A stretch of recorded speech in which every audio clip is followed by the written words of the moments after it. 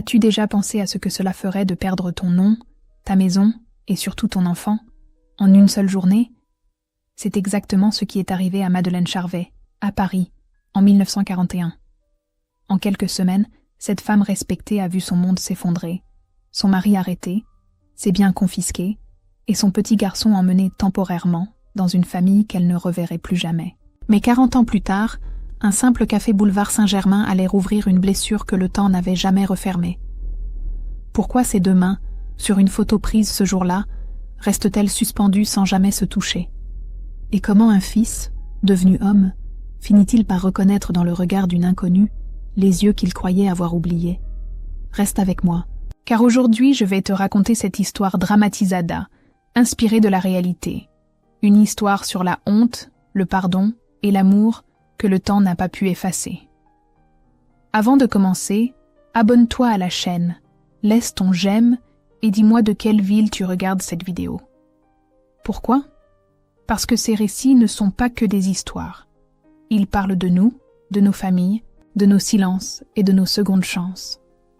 Chaque vue, chaque commentaire aide à faire vivre ces mémoires et à rappeler que, même après des décennies, certaines vérités méritent encore d'être entendues.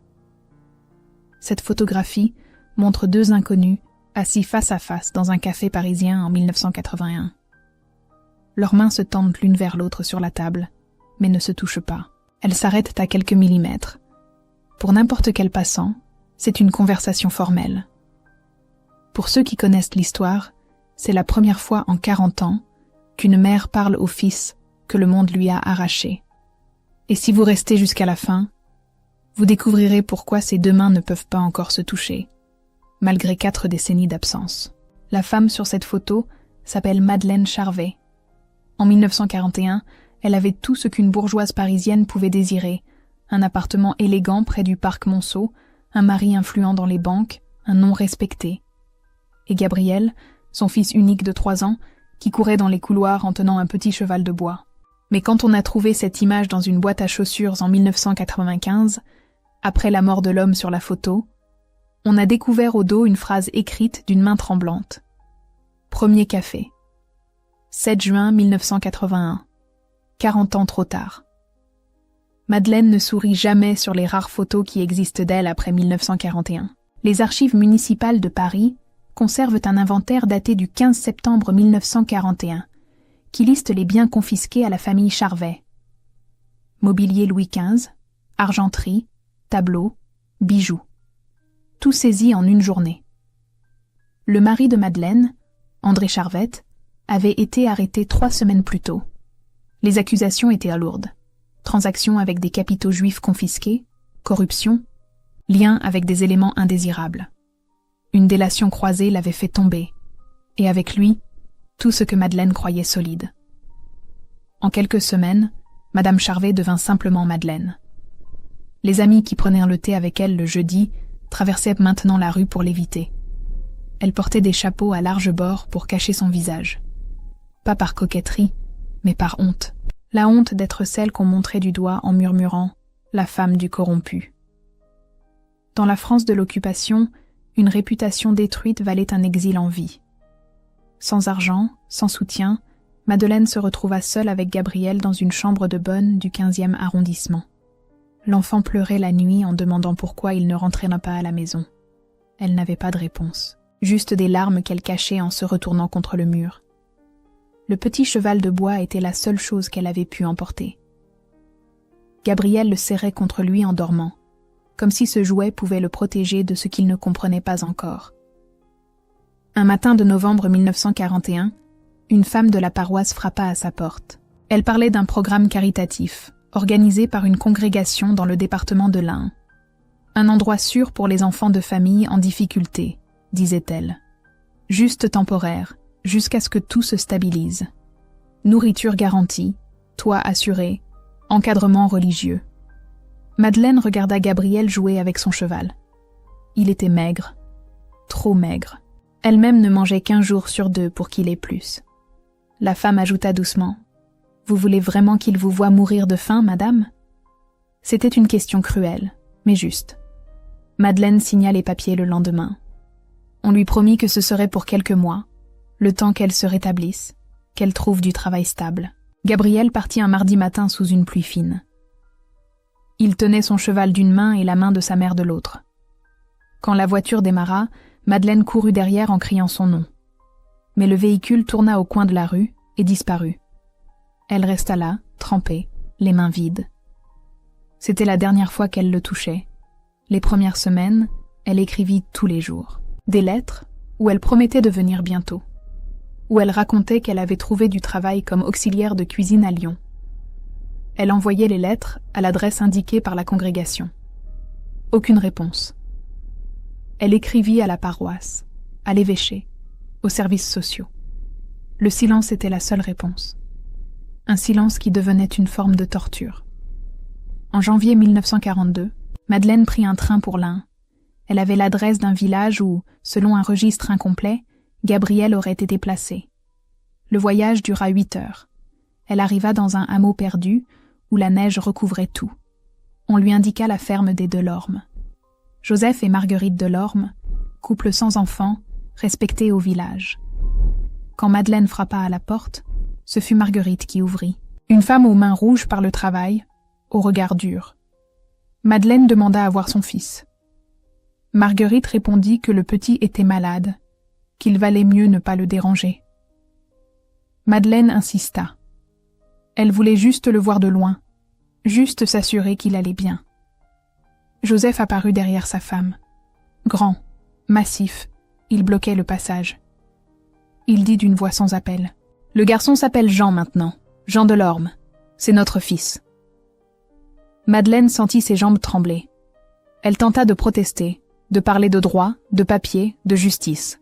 Joseph haussa les épaules. « Allez voir le curé si vous voulez, mais vous ne rentrerez pas ici. » Le curé du village la reçut dans une sacristie froide. Il écouta poliment, les mains croisées sur son ventre. Puis il soupira.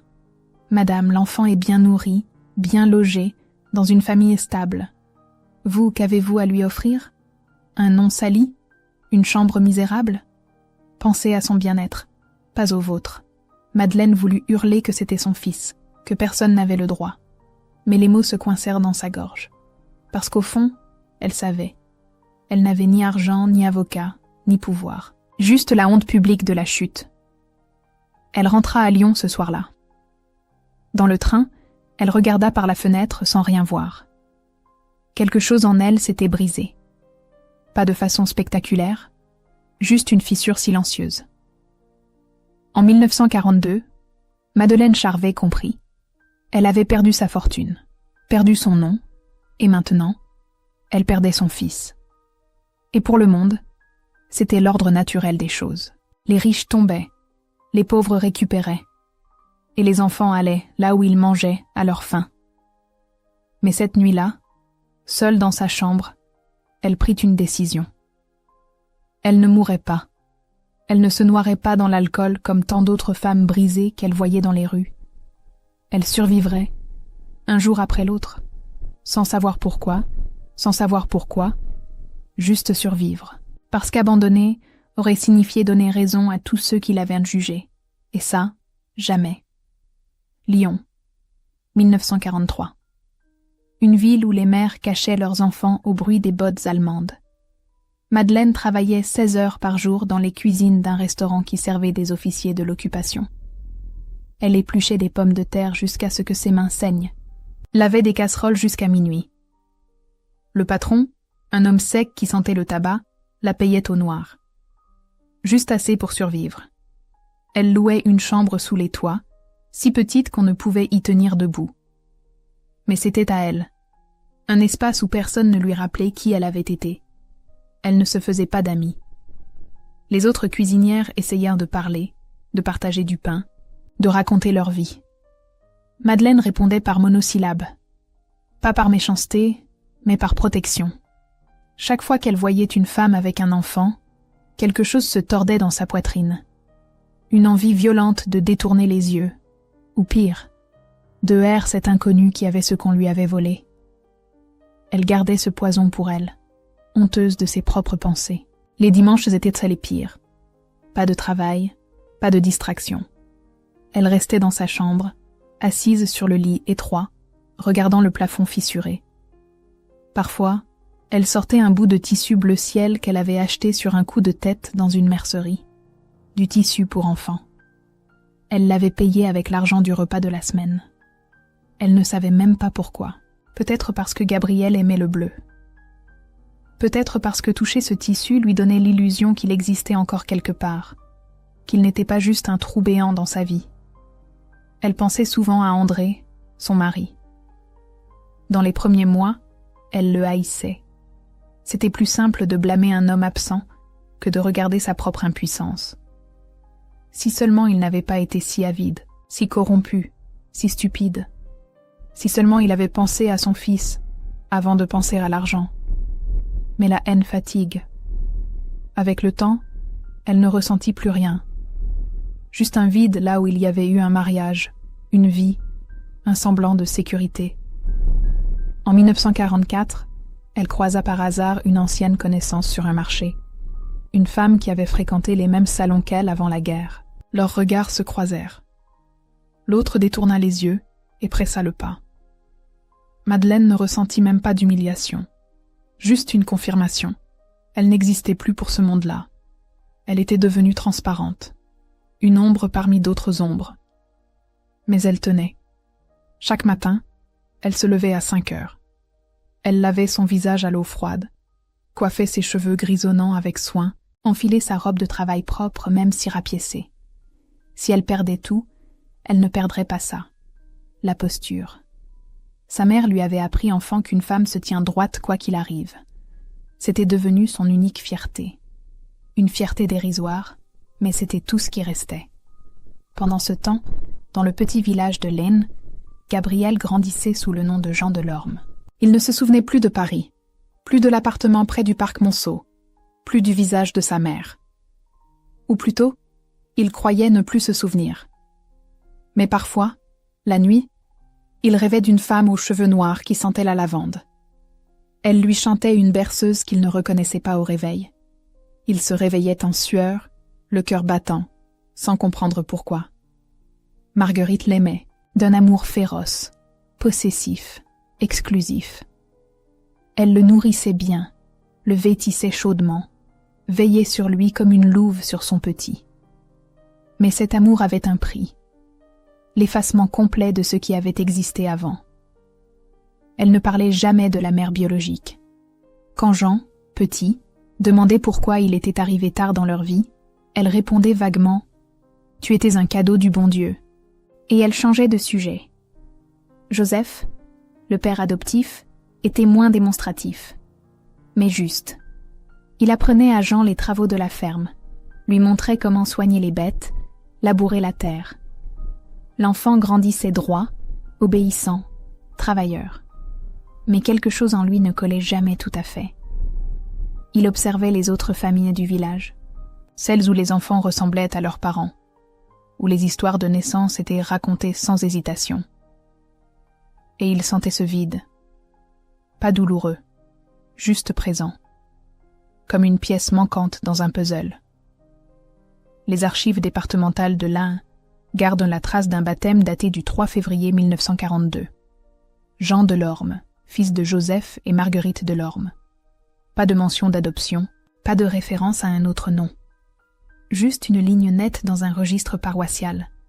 Plus tard, on découvrirait qu'il existait un autre baptême, celui de Gabriel Charvet, daté de 1938 à Paris. 2 baptêmes, 2 identités, un seul enfant. Une pratique courante dans ces années troubles où les papiers s'arrangeaient avec l'accord tacite des autorités locales qui préféraient résoudre les problèmes sans bruit. Madeleine, elle, ne savait rien de cette double vie administrative. Elle ne savait même pas que son fils s'appelait désormais Jean. Elle imaginait parfois qu'il pensait à elle, qu'il la cherchait.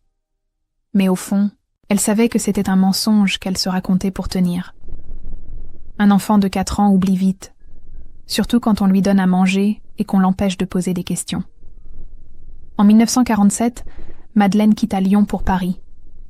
Elle avait trouvé un emploi de couturière dans un petit atelier du Marais. Le travail était minutieux, répétitif, parfait pour quelqu'un qui voulait arrêter de penser. Elle cousait des robes de mariée, des layettes pour nouveau-nés, des costumes pour communion. Chaque pointe était précis, impeccable. Les clientes la complimentaient sur sa technique. Elle hochait la tête sans sourire. Les compliments glissaient sur elle sans laisser de traces. Elle changeait de nom une nouvelle fois. Plus de Charvet, ce nom maudit. Elle se faisait appeler Madeleine Roche. Un nom simple, passe-partout, qui ne racontait rien. Les femmes qui portaient des noms trop lourds finissaient écrasées. Elle l'avait compris. Alors elle devint Roche, un caillou parmi d'autres cailloux. Les années passèrent. 1950, 1955, 1960. Jean grandissait à la campagne. Madeleine vieillissait à Paris. Entre eux, 40 kilomètres et un monde de silence. Chaque année, le jour de l'anniversaire de Gabriel, Madeleine allumait une bougie dans sa chambre. Pas de gâteau, pas de chant. Juste une flamme tremblante dans l'obscurité. Un rituel qui ne servait à rien, qu'elle accomplissait quand même. Parce que c'était tout ce qu'elle pouvait encore faire, reconnaître qu'il existait quelque part, même si ce quelque part lui était interdit. Un soir de 1962, une collègue de l'atelier lui demanda si elle avait des enfants. Madeleine répondit non sans hésiter. Ce n'était pas vraiment un mensonge. Gabriel n'était plus son enfant depuis longtemps. Il était devenu Jean, le fils de quelqu'un d'autre. Dire oui aurait exigé des explications qu'elle ne voulait pas donner. Alors elle mentit, et ce mensonge lui fit plus mal que toutes les vérités qu'elle avait avalées. Jean Delorme avait 35 ans en 1973, quand sa vie bascula pour une simple question de numérotation. Il travaillait comme comptable à Lyon, dans un cabinet qui gérait les comptes de petites entreprises. Métier précis, rassurant, où les chiffres tombaient toujours justes. Il était marié, père de 2 enfants, propriétaire d'un appartement modeste mais propre. Une vie sans éclat mais stable. Exactement ce qu'il avait toujours voulu. La prévisibilité. Marguerite et Joseph vieillissaient à la ferme. Jean leur rendait visite un dimanche sur 2, amenait les enfants voir leurs grands-parents. Marguerite préparait des tartes aux pommes. Joseph montrait aux petits comment traire une vache. C'était doux, familier, sans histoire. Pourtant, sous cette surface tranquille, quelque chose grattait, une sensation que Jean ne parvenait pas à nommer. Comme un mot sur le bout de la langue qu'on ne retrouve jamais. Il y avait des détails. Petits, insignifiants pour n'importe qui d'autre. Le fait que Marguerite changeait toujours de sujet quand il demandait des anecdotes de sa petite enfance. Le fait que son anniversaire officiel, le 15 mars, ne correspondait jamais aux histoires qu'on lui racontait sur le jour de son arrivée à la ferme, qui aurait été en hiver. Le fait qu'il n'existait aucune photo de lui avant l'âge de 4 ans, sauf une seule. Lui debout entre Joseph et Marguerite devant la maison, l'air perdu, serrant un petit cheval de bois. En juillet 1973, un collègue de Jean qui travaillait au service d'état civil de Lyon mentionna pendant la pause café que depuis la loi de 1975 sur l'accès aux archives, beaucoup de gens découvraient des irrégularités dans leurs papiers. Des adoptions arrangées, des dates trafiquées, des doubles inscriptions. Il riait en disant ça, comme si c'était une anecdote amusante. Jean sourit poliment, mais quelque chose se serra dans sa poitrine. Le lendemain, presque malgré lui, il demanda à consulter ses propres registres. Juste par curiosité, se dit-il, juste pour vérifier. Le fonctionnaire revint avec un dossier fin. Jean l'ouvrit. Il y avait son acte de naissance. Jean Delorme, né le 15 mars 1938, fils de Joseph et Marguerite Delorme. Tout semblait normal. Mais au bas de la page, une annotation manuscrite, presque illisible. Voir également registre paroissial Saint-Michel, entrée février 1942. Il demanda à voir ce registre. Le fonctionnaire fronça les sourcils, mais finit par apporter un vieux cahier poussiéreux. Page 47, écrit à l'encre noire.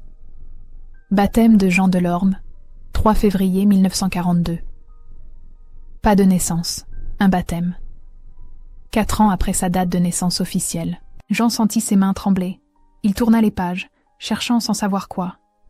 Et là, coincée entre 2 feuillets, une fiche volante. Transfert enfant Gabriel Charvet, né 1938, Paris 8e, placé famille Delorme, janvier 1942. Gabriel. Ce nom ne lui disait rien. Charvet non plus. Mais l'adresse à Paris, l'année 1938, l'âge qui correspondait exactement au sien. Jean referma le dossier. Il remercia le fonctionnaire d'une voix qu'il ne reconnut pas. Dans la rue, il marcha sans but pendant 1 heure. Les gens le bousculaient. Il ne s'en rendait même pas compte. Une seule question tournait dans sa tête. Qui était Gabriel Charvet? Il attendit le dimanche suivant pour aller à la ferme. Il observa Marguerite différemment ce jour-là. La façon dont elle évitait son regard quand il parlait de son enfance. La façon dont ses mains tremblaient légèrement quand il demandait des détails sur son arrivée. Il ne dit rien pendant le déjeuner. Mais le soir, quand Joseph sortit nourrir les bêtes, il resta seul avec Marguerite dans la cuisine. Il posa simplement la question. « Je m'appelle vraiment Jean. » Marguerite laissa tomber l'assiette qu'elle essuyait. Elle se brisa sur le carrelage. Elle ne la ramassa pas. Elle resta là, debout, les mains vides, les yeux fixés sur les morceaux de faïence. Puis elle dit d'une voix blanche. « Comment tu sais ?» Jean sortit la fiche du registre. Marguerite la regarda sans la toucher, comme si elle brûlait. Ses lèvres tremblèrent. Elle s'assit lourdement sur une chaise. Pendant un long moment, elle ne dit rien. Juste des larmes silencieuses qui coulaient sur ses joues ridées. Puis, enfin, elle parla. Elle raconta tout. L'enfant qu'on leur avait confié temporairement en 1942. La mère qui était venue le chercher et à qui elle avait menti parce qu'elle avait peur, tellement peur de le perdre. Le curé qui avait arrangé les papiers. Joseph qui avait dit que c'était pour le bien de l'enfant, qu'une femme seule et déshonorée ne pouvait rien lui offrir. Les années de mensonges qui s'étaient transformées en vérité à force d'être répétées. Jean écoutait, le visage fermé. Il ne criait pas, il ne pleurait pas. Il posait des questions factuelles, comme s'il auditait un client. Quel était le nom de ma mère? Marguerite secoua la tête. Elle ne se souvenait plus bien. Quelque chose comme Madeleine. Le nom de famille commençait par un monsieur ou un C. Elle avait tellement essayé d'oublier. Où habitait-elle? À Lyon, elle avait dit Lyon. Quand Joseph rentra, il trouva Jean debout près de la porte, prêt à partir. Marguerite pleurait toujours à la table. Joseph comprit immédiatement. Il ne s'excusa pas. Il dit juste « On t'a aimé comme notre fils. C'est la vérité, ça aussi. » Jean hocha la tête. C'était vrai. Il avait été aimé, nourri, éduqué, protégé. Mais il avait aussi été volé. Et ces deux vérités pouvaient coexister sans que l'une annule l'autre. Il partit sans claquer la porte. Il ne rompit pas avec les Delorme. Mais quelque chose s'était fissuré, irrémédiablement. Les mois suivants furent étranges. Jean continuait sa vie normale. Travail, famille, dîner, dimanche. Mais dans sa tête, une autre vie tournait en boucle. Qui était Gabriel Charvet? Qui était Madeleine? Était-elle encore vivante? L'avait-elle vraiment abandonnée? Ou lui avait-on menti à elle aussi? Il cherchait dans les annuaires de Lyon. Des dizaines de Madeleine. Aucun moyen de savoir laquelle, si elle existait encore. Sa femme remarqua son absence mentale. Elle demanda ce qui n'allait pas. Il ne put pas lui expliquer. Comment dire qu'on découvre à 35 ans qu'on n'est pas qui on croyait être? Comment expliquer qu'on cherche une femme qu'on ne connaît pas, qui a peut-être voulu nous abandonner, ou peut-être pas, et qu'on ne sait même pas si on veut vraiment la retrouver? En 1976, il engagea discrètement quelqu'un pour fouiller les archives parisiennes. Le nom Charvet apparaissait lié à un scandale bancaire de 1941. André Charvet, emprisonné pour corruption. Épouse, Madeleine Charvet. Un fils, Gabriel, né en 1938. Bien confisqué. Famille disparue des registres après 1942. Piste froide. Jean laissa tomber pendant un temps. Peut-être que certaines portes devaient rester fermées. Peut-être que la vérité ne valait pas la douleur. Il avait une vie, des enfants, des responsabilités.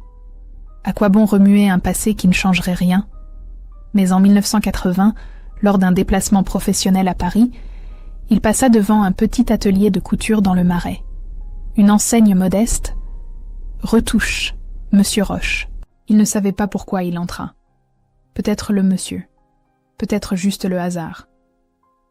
Une femme âgée cousait près de la fenêtre, le dos voûté, les mains précises. Elle leva les yeux quand la clochette sonna. Jean sentit son cœur s'arrêter. Ce regard. Il l'avait vu quelque part. Dans un miroir peut-être. Il demanda s'il pouvait faire ajuster un veston. Elle acquiesça. Il revint la semaine suivante. Puis encore.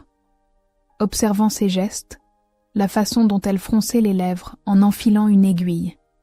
Exactement comme lui. Il n'osait pas poser la question. Pas encore.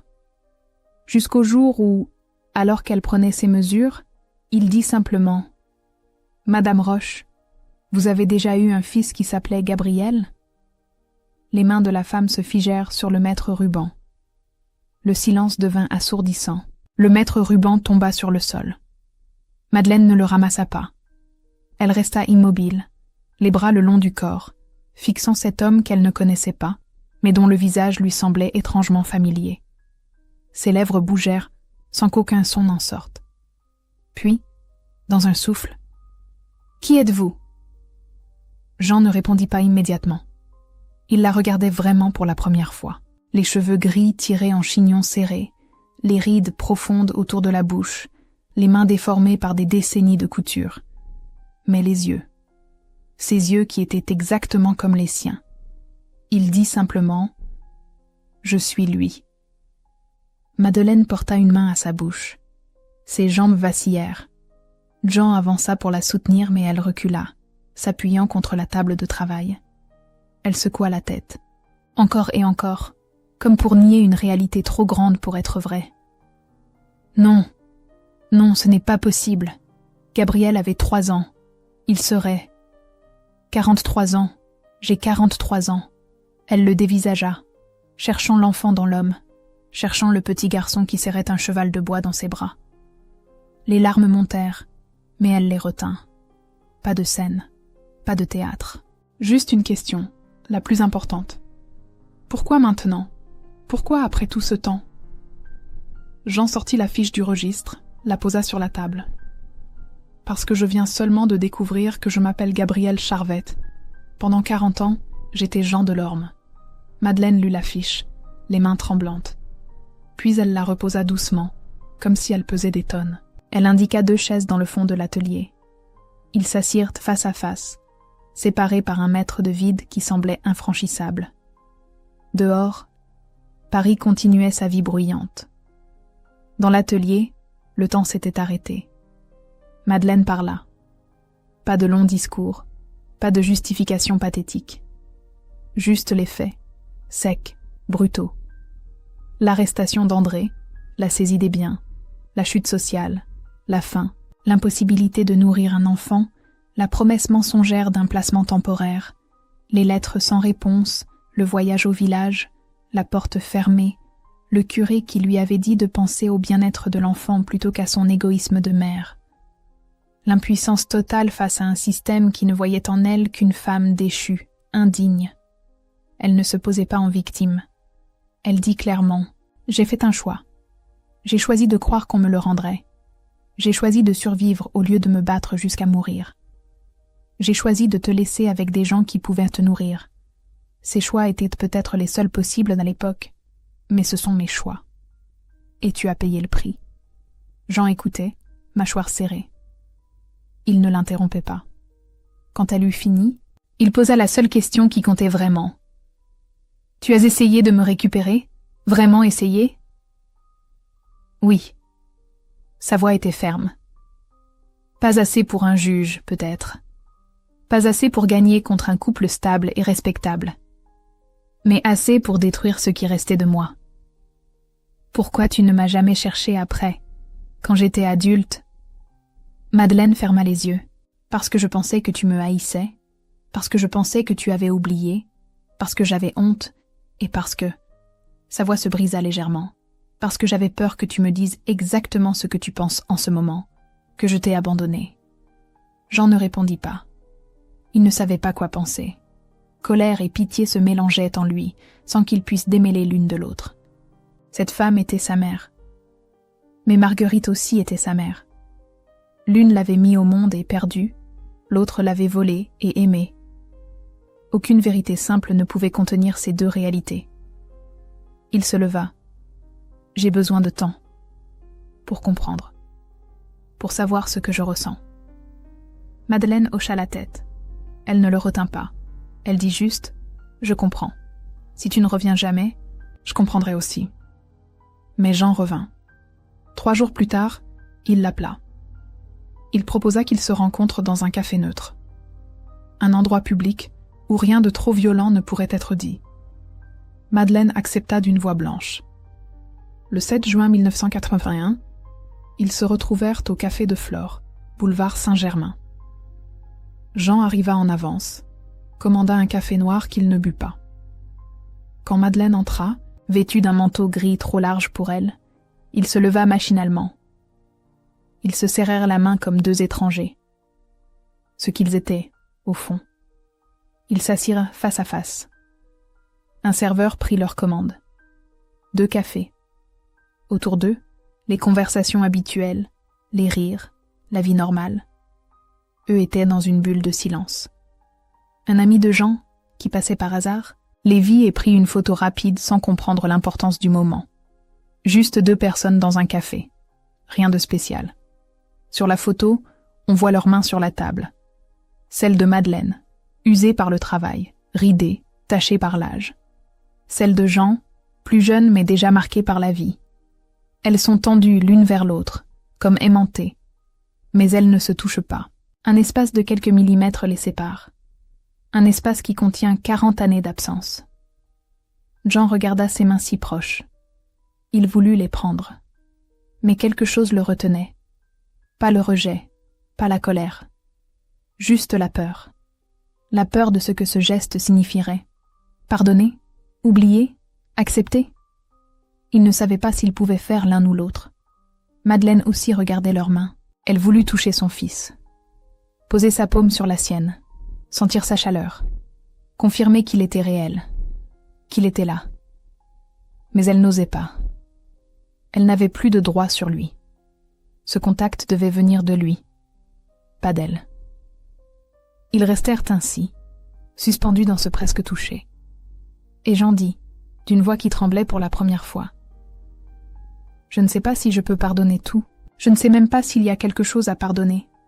Mais je sais une chose. » Madeleine leva les yeux vers lui. Dans son regard, une prière silencieuse. « Je sais que tu ne m'as jamais oublié. Que chaque jour de ces 40 ans, j'ai existé quelque part dans ta tête, dans ton cœur. Et peut-être que c'est tout ce qui compte, que tu ne m'as jamais effacé. » Une larme, une seule, roula sur la joue de Madeleine. Elle ferma les yeux et murmura « C'est tout ce dont j'avais besoin d'entendre. » Leurs mains se rapprochèrent encore. Presque, presque. Mais pas encore. Pas aujourd'hui. Peut-être demain. Peut-être jamais complètement. Mais ce presque était déjà un miracle. Ils restèrent au café 3 heures, parlant de tout et de rien. De la pluie qui tombait dehors, du métier de comptable, de la couture. Évitant soigneusement les 40 années perdues, parce que c'était encore trop tôt, trop douloureux. Construisant doucement un pont fragile au-dessus d'un gouffre. Quand ils se séparèrent sur le trottoir, Jean dit « Je reviendrai. Pas tout de suite, mais je reviendrai. » Madeleine sourit, un sourire minuscule, prudent. « Je serai là. » Et pour la première fois depuis 1941, elle se permit d'espérer. Jean revint. Pas immédiatement, mais il revint. D'abord 1 fois par mois, puis 2 fois, puis chaque semaine. Ils se voyaient toujours au même café, au même endroit, comme si bouger les choses aurait rompu l'équilibre fragile qu'ils construisaient. Ils parlaient de sujets neutres au début. La météo, les actualités, le travail, évitant soigneusement le gouffre des années perdues. Mais petit à petit, les murs tombèrent. Jean raconta sa vie à la ferme, les Delorme qu'il continuait de voir, qu'il ne reniait pas. Marguerite était malade maintenant, le cœur fatigué par le poids des mensonges. Il ne lui en voulait plus. Il comprenait qu'elle avait agi par désespoir, pas par méchanceté. Madeleine écoutait sans jalousie. Elle dit une chose qui surprit Jean. « Je suis contente qu'elle t'ait aimé. Au moins, tu n'as pas grandi sans amour. » Madeleine, elle, parla de ses années de solitude. Pas pour apitoyer, juste pour partager. Les chambres minuscules, les doigts abîmés par les aiguilles, les Noëls passés seuls, mais aussi les petites victoires. Le jour où elle avait pu acheter une vraie paire de chaussures neuves, la cliente qui l'avait complimentée sur son travail, la voisine qui lui avait apporté du thé un soir de froid, des miettes de lumière dans des années grises. Jean amenait parfois ses enfants. Pas souvent, mais parfois. Madeleine les regardait avec une intensité qui lui faisait mal. Ses petits-enfants. Elle n'osait pas les appeler comme ça. Elle disait « les enfants de Jean ». Jean finit par dire « Tu peux les appeler tes petits-enfants, c'est ce qu'ils sont ». Elle pleura cette nuit-là, seule dans son appartement. Des larmes qu'il avait 40 ans de poussière accumulées sur son cœur. En 1985, Marguerite mourut. Jean l'accompagna jusqu'à la fin. Il tenait sa main quand elle s'éteignit. Avant de partir, elle lui dit « Pardon ». Il répondit « Je sais ». Ce fut leur paix. Madeleine envoya une couronne anonyme pour l'enterrement. Un geste discret, mais qui comptait. 2 ans plus tard, en 1987, ce fut au tour de Madeleine de tomber malade. Rien de dramatique, juste l'usure. Le cœur qui fatiguait, le corps qui lâchait. Elle avait 69 ans mais en paraissait 80. Les années difficiles se payaient cash à la fin. Jean vint chaque jour à l'hôpital. Il apportait des livres qu'il lui lisait à voix haute. Elle souriait faiblement, les yeux fermés. Un jour, elle murmura « Je ne regrette qu'une chose. » « Quoi ?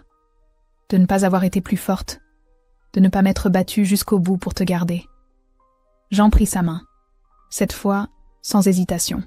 « Tu as fait ce que tu pouvais. C'est tout ce qu'on peut demander à quelqu'un. » Elle ouvrit les yeux. « Tu me pardonnes ?» Jean réfléchit longuement. La vérité était compliquée. Il ne savait pas s'il pardonnait.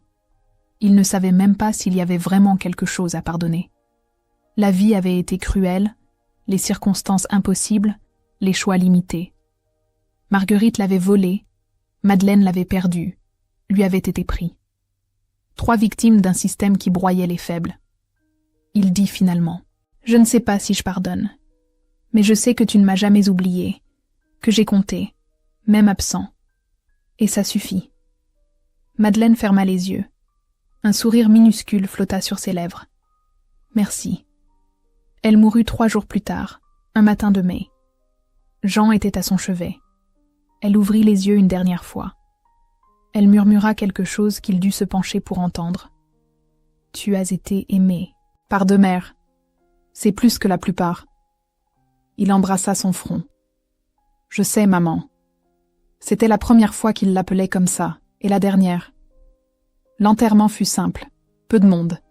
Jean, sa famille, quelques collègues de l'atelier qui ne savaient rien de l'histoire. Le prêtre dit des mots génériques sur le repos éternel. Jean ne l'écoutait pas. Il regardait le cercueil de bois simple et pensait à tout ce qui n'avait pas été dit, à tout ce qui n'avait pas été vécu. Quand ce fut le moment de partir, il sortit de sa poche une petite fleur blanche. Une simple marguerite achetée à un fleuriste du coin. Il la posa sur le cercueil. Pas de discours, pas de grands gestes. Juste une fleur. Pour elle. Pour eux. Pour tout ce qui aurait pu être et ne serait jamais. Ce soir-là, chez lui, il montra la photo du café à ses enfants. Son fils aîné, 16 ans maintenant, la regarda longuement. « C'est qui cette dame ?» Jean hésita. Puis il dit la vérité. « C'est ma mère biologique, et celle que vous avez connue à la ferme était aussi ma mère. Parfois, la vie ne rentre pas dans des cases simples. » Sa fille, 14 ans, demanda « Tu l'aimais ?» Jean réfléchit. « Je ne sais pas. Je n'ai pas eu le temps de l'aimer vraiment. Mais je l'ai reconnue. Et peut-être que c'est aussi une forme d'amour. » Son fils observait les mains sur la photo. Pourquoi vous ne vous touchez pas? Parce que certaines distances ne se comblent jamais complètement. Mais ce qui compte, c'est d'avoir essayé. Les années passèrent. Jean conserva la photo dans un cadre simple sur son étagère. Pas dans un musée, pas dans une exposition. Juste chez lui, parmi les photos de famille normales. Quand ses petits-enfants grandissaient et demandaient qui était cette dame, il racontait. Pas toute l'histoire, juste l'essentiel. Il racontait qu'une femme avait tout perdu, mais n'avait jamais cessé d'exister. Qu'elle avait survécu sans savoir pourquoi, juste au cas où. Qu'elle avait attendu 40 ans pour 3 heures de café et quelques mois de visite. Et que ça avait été suffisant pour donner un sens à toute une vie. Il racontait aussi qu'une autre femme, Marguerite, avait volé un enfant par désespoir et l'avait aimé par nécessité. Que cet amour, même imparfait, même criminel à sa source, avait été réel. Et il racontait qu'un homme avait découvert à 40 ans qu'il était 2 personnes à la fois. Gabriel et Jean, fils de 2 mères, victimes et rescapés. Et qu'il avait appris que la famille n'était pas une ligne droite, mais un écheveau emmêlé où amour et douleur se confondaient. La leçon qu'il transmettait à ses enfants était simple. La vie est rarement juste. Les gens font des choix impossibles dans des circonstances impossibles. On peut être blessé par ceux qui nous aiment et aimé par ceux qui nous blessent. Et parfois, le pardon n'est pas possible. Mais la reconnaissance, oui. Reconnaître que l'autre a existé, a souffert, a essayé, c'est déjà immense. Dans un tiroir de son bureau, Jean gardait aussi autre chose. Le petit cheval de bois qu'il serrait quand il était parti de Paris à 3 ans. Marguerite le lui avait donné avant de mourir. Elle avait dit « C'est tout ce qui restait de ta mère d'avant. Je n'ai pas pu te le rendre avant. Pardon. » Ce jouet décoloré, presque cassé, était le seul lien physique entre Gabriel et Jean, entre 1941 et 1981. Il ne le montrait à personne. C'était son secret. La preuve qu'avant le mensonge, il y avait eu une vérité. Avant la séparation, il y avait eu un lien. Et ce lien, même rompu, même cicatrisé, n'avait jamais vraiment disparu. Il avait juste attendu 40 ans pour se manifester dans un café parisien, entre 2 mains qui ne se touchaient pas mais qui se reconnaissaient. Jean Delorme mourut en 2015, à 77 ans, entouré de sa famille. Ses dernières volontés furent claires. Dans son cercueil, il voulait 2 choses, la photo du café et le petit cheval de bois. Quand on les y déposa, ses enfants comprirent enfin. Leur père emportait avec lui ces 2 vies, Gabriel et Jean, Madeleine et Marguerite, le passé et le présent, enfin réunis. Et quelque part, dans un cimetière parisien modeste, sous une pierre tombale simple marquée « Madeleine Roche, 1918-1987 », peut-être qu'une mère put enfin se reposer, sachant que son fils l'avait reconnue, que leur histoire, même brisée, avait eu une fin. Pas un happy end de conte de fées. Juste une fin humaine. Imparfaite, tardive, marquée par le regret et la perte. Mais une fin où, malgré tout, l'amour avait trouvé un chemin. Même étroit, même douloureux. Même 40 ans trop tard. Avant de conclure, souvenons-nous que cette histoire fictionnelle, bien qu'imaginée, reflète les vérités silencieuses de tant de vies brisées par la honte, la guerre et le temps. Elle nous rappelle que l'amour ne se mesure pas toujours à la proximité, mais à la persistance.